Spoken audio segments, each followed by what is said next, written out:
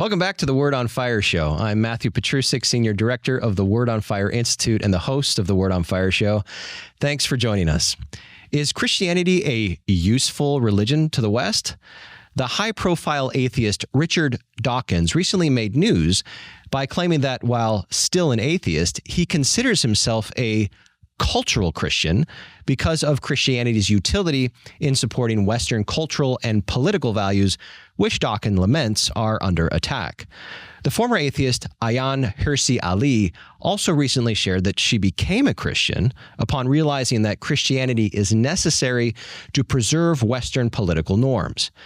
Now, while Christians may be pleased to hear something positive about their religion for a change, there are some underlying complex and even troubling questions about making the connection between Christianity and utility, especially as it relates to contemporary Western values. What, for example, defines useful, and in response to what specific societal goals? Is Christianity's utility limited to the West alone? Aren't there some Western values that are antithetical to Christianity? And does it even make sense for an atheist to use the moral language of utility at all? Here today to help us get some clarity on these and related questions is Bishop Robert Barron.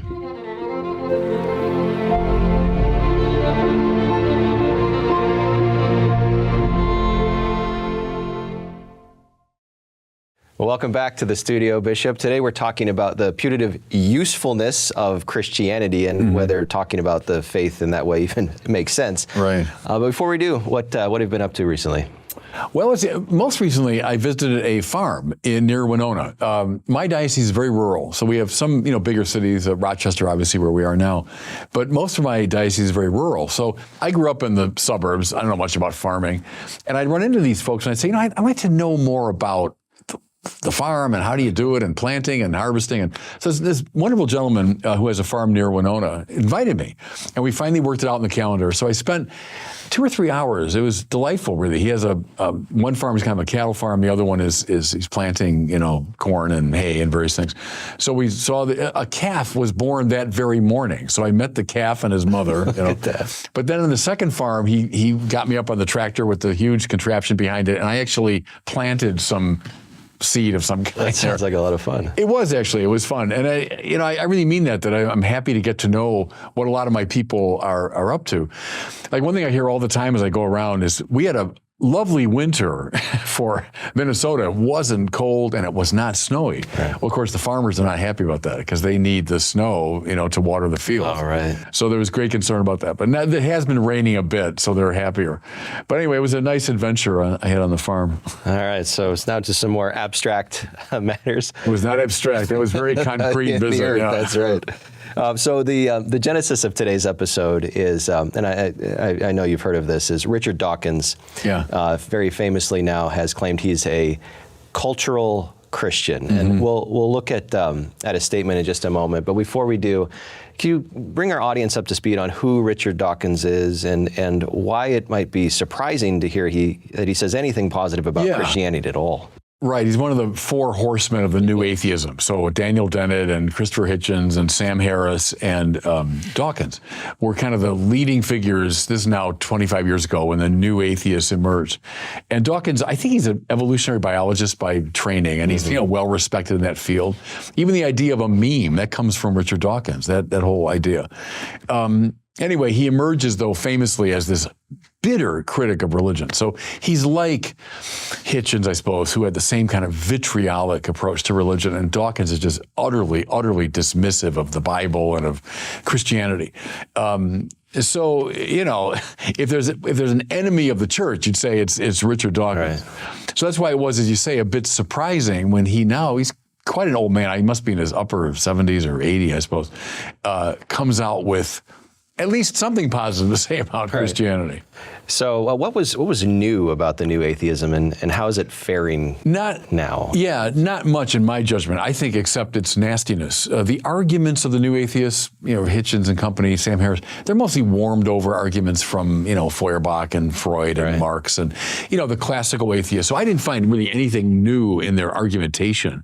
What was new is their nastiness, and I would say their dismissal of religion. You read the great atheists like a Nietzsche or Marx or Freud even, you get the sense they're dealing with something very serious, and they're opposed to it, to be sure, but they know they're up against a formidable enemy and that they're in a really fundamental struggle. With the new atheists, and to me it was a sign of their intellectual superficiality, it's like religion is sort of like an idiot child that we just have to kind of get off the stage as quickly as possible. And, there was such a crude dismissal of this very rich intellectual tradition, and they gave no indication of having engaged it in any way. You read Hitchens and Dawkins too. It was, picking out the very, very, very worst elements in religious behavior over the centuries and saying that's what it's all about. But no serious engagement of the Bible, Augustine, Aquinas, Newman, people like that. So I was never impressed by the new atheists. It was new in its nastiness. New, I think, too, in its evangelical verve. They were darn good evangelists for their position. And I know that because they convinced a lot of people in, let's say, the last, generation, the last 20, 25 years. I hear the rhetoric of Dawkins and Harris and company every day online from people. Whenever someone goes, the Bible, Bronze Age mythology. Okay, you've been reading, Dawkins. Or, God is as crazy as, or God is like King Lear in Act 5, except God's crazier. They've been reading Dawkins. So they were good evangelists. They were rhetorically gifted, and they were willing to kind of get out there and use the new media, all of that. So, now to the final question you raised. They're not doing well now, it seems to me. I think their time passed quickly. And in fact, we touch on this, there's a revival of something else going on right now, where I think a lot of the people who heard the new atheists and bought it for the moment are realizing what a hopelessly nihilistic vision it is. And they're turning, I think, back to religion in serious ways. Right, it doesn't work out well when applied, right? Right. Well, yeah, I come from nothing, I'm going nowhere, there's no moral value, my life has absolutely no meaning. Oh, great. Great. So when that really sinks in, well, then what do you have? You have nothing. Well, let's now turn to Dawkins' statement. So he said this in a recent interview, and he's speaking specifically about the United Kingdom, but for him it means the West generally. So here's the quote. I do think we are culturally a Christian country. I call myself a cultural Christian. I'm not a believer, but there is a distinction between being a believing Christian and a cultural Christian. So first, Bishop, what do you think about making this sort of distinguishing move between saying, well, there's people called believing Christians and there's people called cultural Christians. Is this a helpful move sociologically, morally, and theologically? Not finally, no. I guess I can see a certain legitimacy if he's saying there are elements within the classically Christian cultures that I like. Right? Whether they're moral, they're aesthetic, whatever. Even as I repudiate the dogmatic claims. I think there are a lot of people who have embraced that kind of position. I remember this years ago when I was a student in France. François Mitterrand was the president. Mitterrand was a socialist and a non-believer. And he was quoted at one point saying I love the ethics, but la métaphysique, is ridiculous. And that's kind of the Dawkins position. So Mitterrand admired the moral system that came out of Christianity, but, no one takes the metaphysics seriously. So I'm familiar with the position, and I think you can make it in at least a superficial way. So in the same interview, Dawkins goes on, because one way to read him is saying, well, he's just expressing his personal preference for some of the values of Christianity. But he takes makes a deeper move there, and he says that he actually prefers Christianity over other religions and other belief systems, precise because of its treatment of women. And he also expresses displeasure at the possibility of losing what he calls beautiful parishes and cathedrals. And he ends with this quote. He says, so I call myself a cultural Christian, and I think it would be truly dreadful if we substituted any other alternative religion.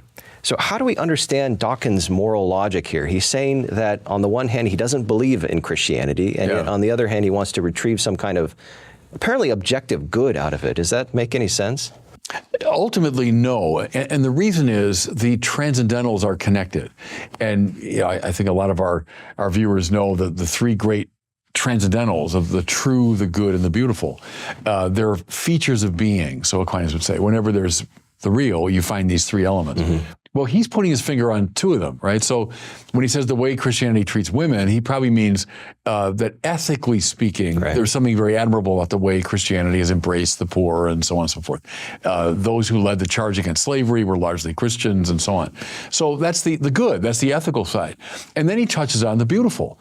So when you see parish churches, and I remember another interview some years ago, he talked about being out in the English countryside and hearing the ringing of the bells and how he preferred that to other forms of religious music he's heard around the world. And he said that he much prefers to be in that environment. Okay, there is the beautiful that he's finding compelling.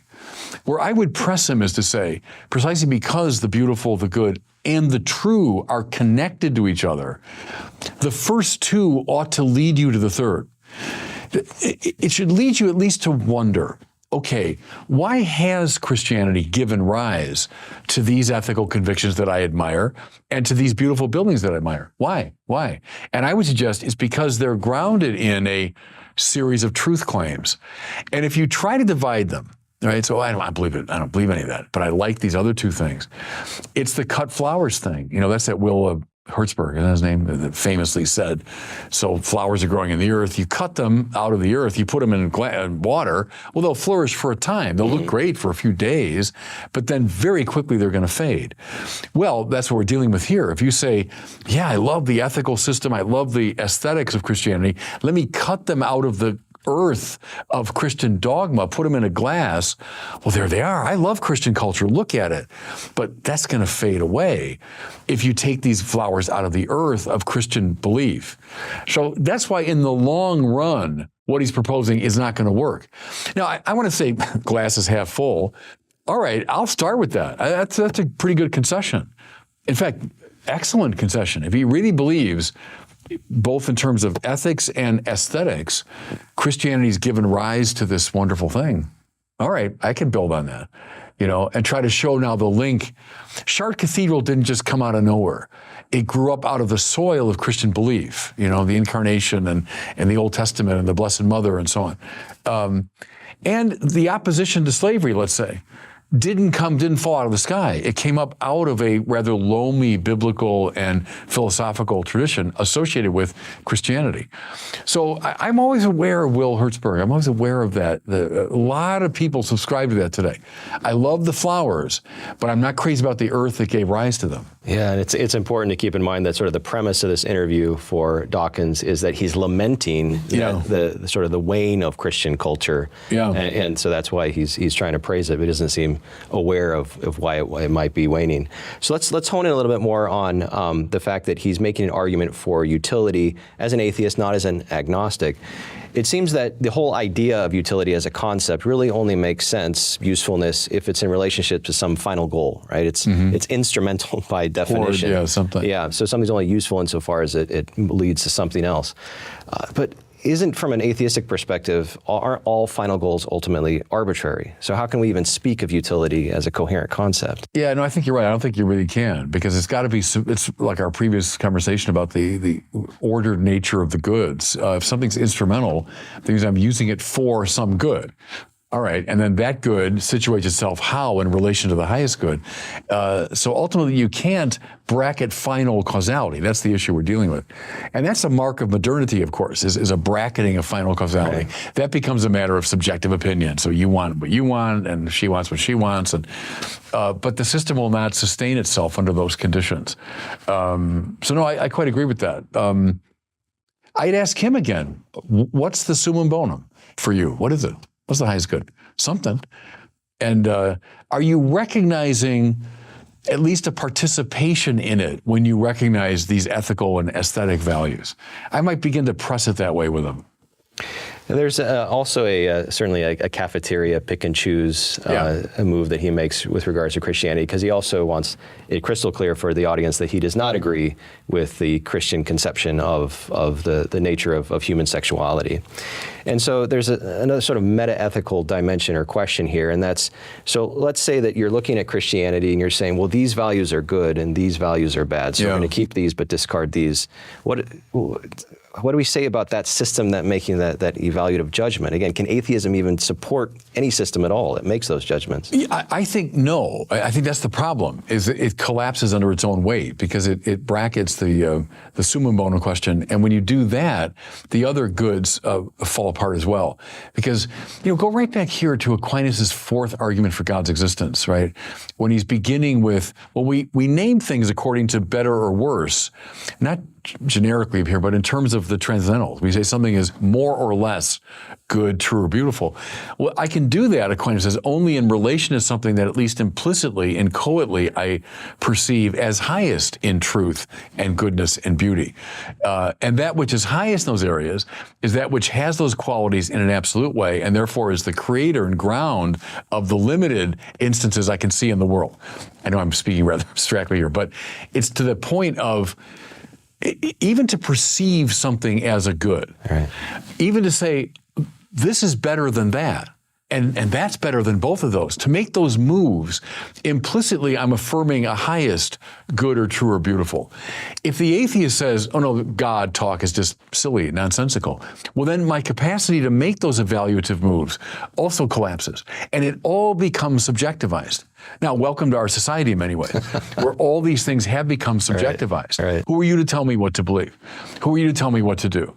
Now, of course, you can run around that because you've now just named, well, that must be a value for you objectively. I mean, not just for you, but objectively. Right. Because you're appealing to me to say, hey, you should honor this value of mine. Well, why?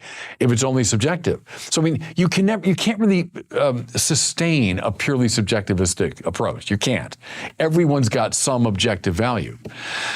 If you do, and you keep pressing that, then you're going to get to the summum bonum. So that's how I would play that game if I were doing it, in dialogue with them. So let's turn to someone else who's famously now used sort of the utility of Christianity as an argument in support of Christianity. This is the women's right campaigner and once atheist. She's actually says she's converted. Ayaan Hirsi Ali. So in a widely read article entitled "Why I Am Now a Christian," which she explicitly says she's writing against Bertrand Russell, who says "Why I'm not a Christian" in his famous essay. She writes the following. So I'll read the quote and then get your reaction to it. She says, "The freedom of conscience and speech is perhaps the greatest benefit of Western civilization. It does not come naturally to man. It's the product of centuries of debate within Jewish and Christian communities. It was these debates that advanced science and reason, diminished cruelty, suppressed superstitions, and built institutions to order and protect life while guaranteeing freedom to as many people as possible." So atheism, she says, cannot support these values. Christianity can, therefore Christianity is the right answer. Well, first of all, good for her, because that's a very important insight. Tom Holland makes it as well, that these things we take for granted in the West, like, well, everyone believes that, right? Well, obviously, no. In fact, across the centuries and even today, an awful lot of people don't believe that. Why do they believe, for example, in the, as the Pope just put it, the infinite dignity of the individual? Why would we hold that every human being should be respected? Did Julius Caesar believe that? Clearly not. Is it believed today, let's say, in totalitarian societies? Clearly not. So what is it? Where'd that come from? And Holland's answer, and I think her implicit answer is, it comes from the Bible. It comes from a keen sense of creation. We've been created in God's image and likeness, and more to it, the Christ who was crushed and put to death by a totalitarian system was raised by God from the dead and declared Lord of the nations. And therefore, an embrace of the victim, the marginalized, the David against Goliath and all of that comes up out of the Christian heritage. And so it's not accidental. And that's the point she's making and Holland makes, I think, is worth making. Because as you well know, it was at the Enlightenment that, an attempt was made to find these kind of universal. Isn't it obviously true that? Now, whether you're talking about Immanuel Kant or Thomas Jefferson, they often forgot or they overlooked that they were coming out of a Christian mentality. They thought they were finding some kind of pure abstract universal space beyond the religions and all that. They weren't. They look at Kant's second form of the categorical imperative is the golden rule. I mean, they're conditioned by Christianity at every turn. Jefferson acknowledging that endowed by our Creator, good. But see, not everyone believes in the Creator. It certainly was not believed in the ancient world. So where's that coming from? It's coming up out of at least the fumes of a Christian culture, right, that was still around at the Enlightenment. So anyway, I love the point that she's making, that Holland makes, is worth making today. So affirming the value of that deep insight about the relationship between Christianity and those values of the West. She's also making, there's some sort of a logical move she's making that we sort of break down into this kind of syllogism. We could say, she says, Western values are good. Christianity is necessary to have Western values, therefore Christianity is good. But then there's a sort of another conclusion that she then adds on, therefore it's good to be Christian, or therefore Christianity is true. Is there a problem with her moral logic or her logic there? Yeah, as stated there, I think there is. But it's honoring, at least implicitly, that connection between the transcendentals that I was hinting at. So that she's following, it seems to me, the good in the direction of the true, which is a good instinct, So where does it come from? Where do these values come from?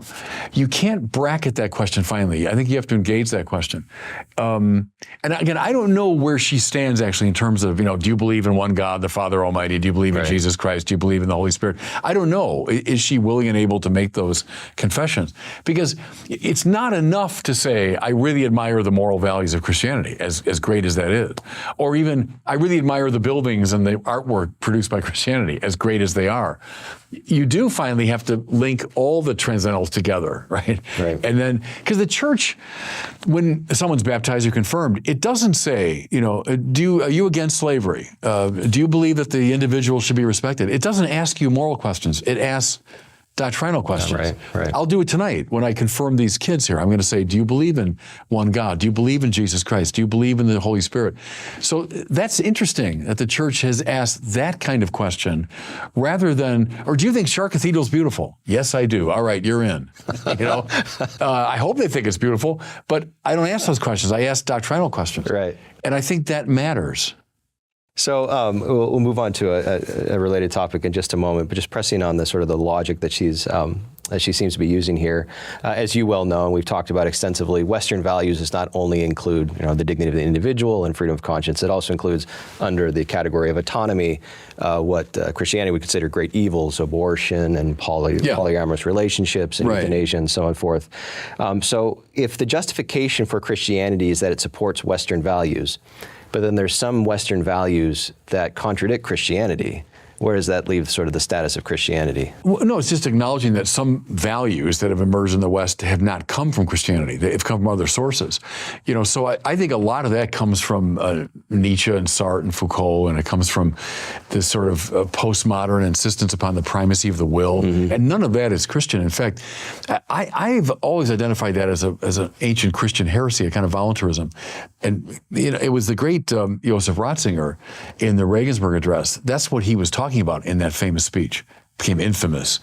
But the danger of voluntarism. And it's an ancient problem. It comes right up through the tradition, and it massively expresses itself in Nietzsche and then people like Foucault in the 20th century.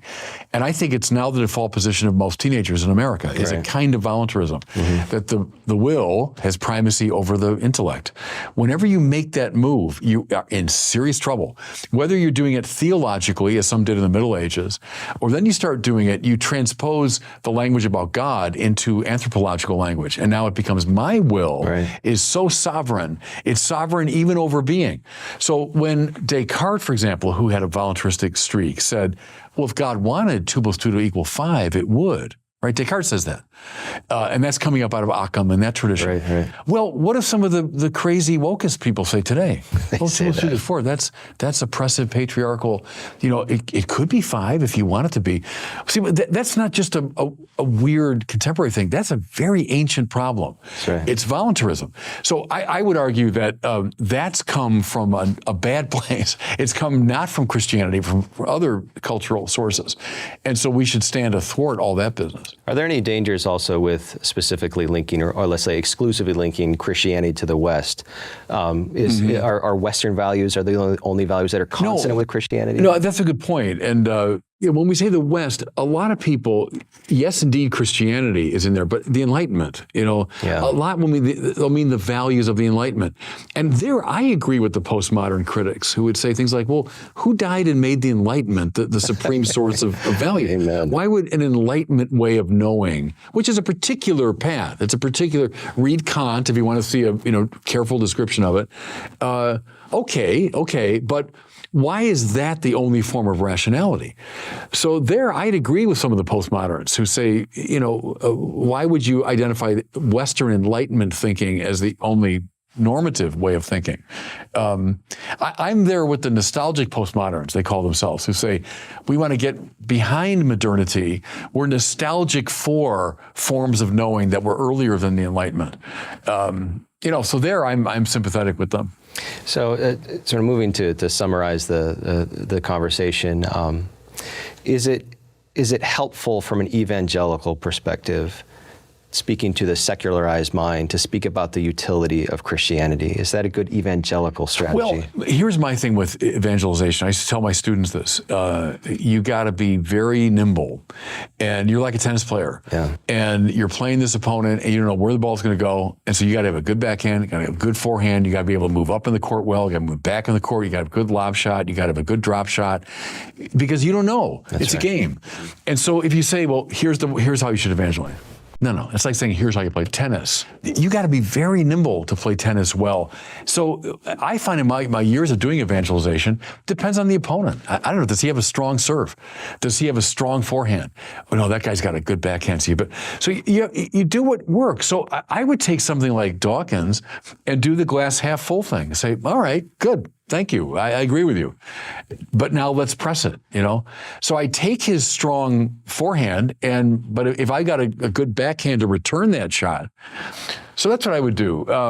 Not look at it negatively, but take whatever you can. Shift the metaphor. You have to have a lot of little medicines in the black bag. When you're going to go to deal with someone pastorally, you don't know. You don't know where they're going to be, what their issues are, what their pathologies might be, what their hang-ups are. So you better have a lot of things in your bag, I've always resisted, and you read it in books sometimes on evangelization. Here are the 5 steps.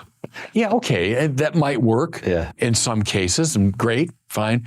But it's never like that. It's always you got to play a lot of tennis, and that's, I think over the years of teaching, giving talks and lectures, especially online, when you're playing a lot of games of tennis, and then what shots you need, to engage this player.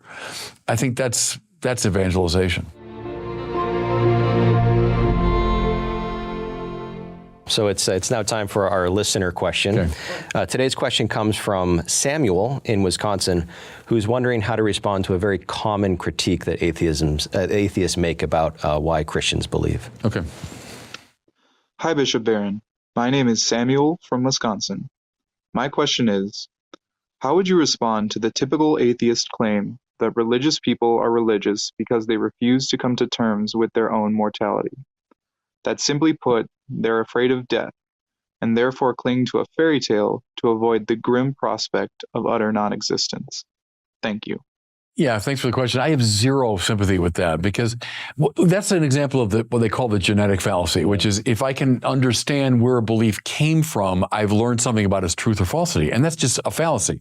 Let's say it's true that when I was a young man, I was so terrified of death that I started embracing religious ideas. Does that mean my religious ideas are false? Not necessarily. It could mean that, but I think you got to take the religious ideas on their own terms. And what I would do when I hear that argument, turn it right around. There are all kinds of psychological motivations for atheism. I can think of a lot of them. I'm an atheist because I want to be in charge of my own life. I don't want God telling me what to do.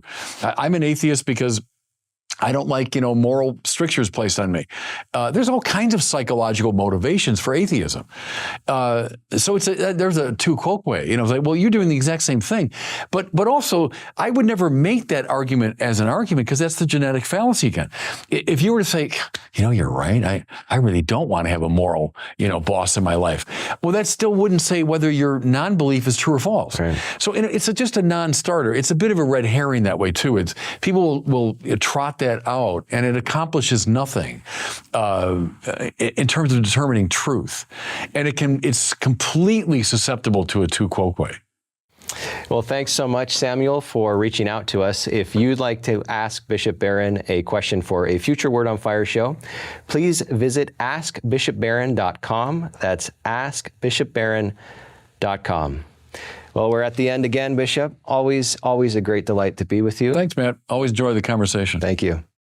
That does it for us today. Thanks for joining us on the Word on Fire show. If you're interested in learning more about how Word on Fire can help you grow closer to Christ, become a better evangelist with and for others, and work for the common good, consider joining the Word on Fire Institute. Check us out at institute.wordonfire.org. That's institute.wordonfire.org. We'll see you next time.